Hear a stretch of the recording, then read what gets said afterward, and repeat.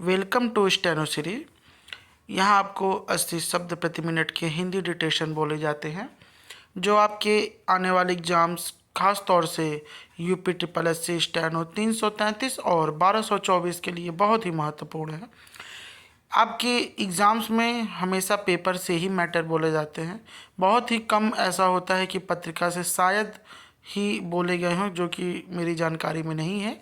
जो भी मेरे स्टूडेंट्स वहाँ गए हैं या वहाँ जो भी बच्चे एक शॉर्ट हैंड दे चुके हैं आप आयोग में, उनका कहना है कि पेपर हमेशा संपादकीय ही होते हैं, जो कि पेपर हिंदुस्तान, अमर उजाला और दैनिक जागरण से बोले जाते हैं। ज़्यादातर डिक्टेशन हिंदुस्तान और दैनिक जागरण के ही रहते हैं। तो इसी क्रम में मैं हिंदुस्तान पेपर से ही आपके लिए संपादकीय मैटर ले आ रहा हूँ। ये मैटर आपके एग्ज़ाम तक आपको डेली मिलते रहेंगे। इसके लिए आप हमारे चैनल को सब्सक्राइब करिए, जिससे आपको डिक्टेशन डेली मिल सके। डिक्टेशन को लाइक करिए और अपने दोस्तों के साथ ज़रूर शेयर करिए, जिससे हमारा उत्साह बढ़े और हम प्रतिदिन आपके लिए नए नए डिक्टेशन लेते आएँ। तो इसी क्रम में आज का पहला डिक्टेशन 5 सेकंड बाद स्टार्ट होगा।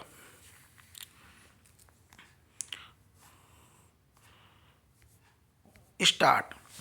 पहली बार ऐसा हो रहा है जब मतदाता सूची सुधार में न्यायिक निगरानी करनी पड़ेगी।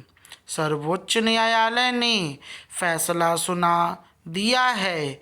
अब पश्चिम बंगाल में मतदाता सूचियों के विशेष गहन पुनरीक्षण के सुचारू संचालन के लिए सेवानिवृत्त न्यायाधीशों और न्यायिक अधिकारियों की तैनाती की जाएगी। भारत के प्रधान न्यायाधीश सूर्यकांत, न्यायमूर्ति जयमाल्य बागची और न्यायमूर्ति विपिन पंचौली की पीठ ने साफ कह दिया है कि राज्य सरकार और भारतीय चुनाव आयोग के बीच सहयोगी की कमी है। अब यह भी स्पष्ट कर दिया गया है कि पश्चिम बंगाल में मतदाता पुनरीक्षण का काम होकर रहेगा। चुनाव आयोग और पश्चिम बंगाल सरकार के बीच तल्खी का ही नतीजा है कि मुख्यमंत्री ममता बनर्जी को न्यायालय में स्वयं पेश होकर पक्ष रखना पड़ा। यह कहने में कोई हर्ज नहीं कि मुख्यमंत्री दबाव बनाना चाहती थीं ताकि पुनरीक्षण के काम को टाला जा सके। न्यायालय में राज्य सरकार को झटका लगा और पुनरीक्षण का कार्य अपने तय समय पर ही पूरा होगा। राज्य सरकार को शायद अपने चुनाव अधिकारियों पर भरोसा नहीं है, पर अब उसके न्यायिक अधिकारियों पर भरोसा करना पड़ेगा। पैराग्राफ। पुनरीक्षण कार्य को रोकने के लिए पश्चिम बंगाल द्वारा की जा रही कोशिश कतई प्रशंसनीय नहीं है। लगता है पश्चिम बंगाल ने बिहार से कुछ भी नहीं सीखा है।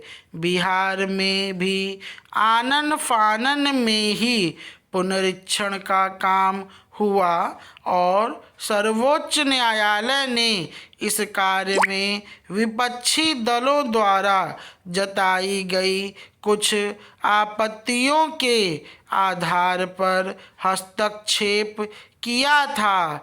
अब इस कार्य को पश्चिम बंगाल में रोकने का कोई औचित्य नज़र नहीं आता है। फिर भी पश्चिम बंगाल सरकार लगातार यह साबित करने में लगी रही है कि 2 साल का काम 2-3 महीने में नहीं हो पाएगा। इसमें कोई दो राय नहीं कि न्यायिक अधिकारी जब पुनरीक्षण के काम की निगरानी करेंगे तो अदालती सुनवाइयाँ प्रभावित होंगी। सर्वोच्च न्यायालय ने भी इस बात को माना है, लेकिन पुनरीक्षण कार्य को पूरा करने के लिए दूसरा कोई रास्ता नहीं है।